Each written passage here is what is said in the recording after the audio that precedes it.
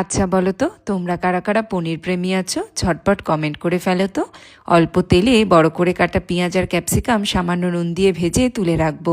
এরপর আরেকটু তেল দিয়ে গোটা গরম মশলা, গোটা জিরে, ধনে, পেঁয়াজ, কাঁচা লঙ্কা, আদা, রসুন, টমেটো আর 2 চামচ তিল দিয়ে ভালো করে ভাজা ভাজা করব। এবার এই সব কিছুকে নিয়ে মিক্সার গ্রাইন্ডারে একটা পেস্ট বানিয়ে নেব।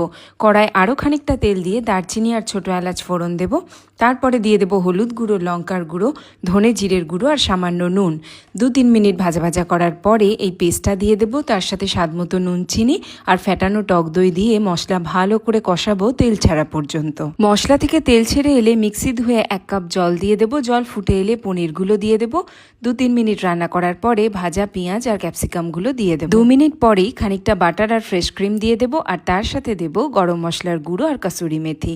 এটাকে রেস্টুরেন্ট স্টাইল বানানোর জন্য খানিকটা তেল আর ঘি গরম করে তাতে রসুন কুচি আর লাল লঙ্কার গুঁড়ো দেব। কয়েক সেকেন্ড পরেই এই তরকাটা পনির গ্রেভির ওপর ঢেলে দেব। কি এবার লাগছে তো রেস্টুরেন্টের মতো পনির মশালা? ব্যাস, এবার আর কি, রুটি, নান, ফ্রাইড রাইস, পোলাও যা খুশি দিয়ে ঝটপট পরিবেশন করে ফেলো।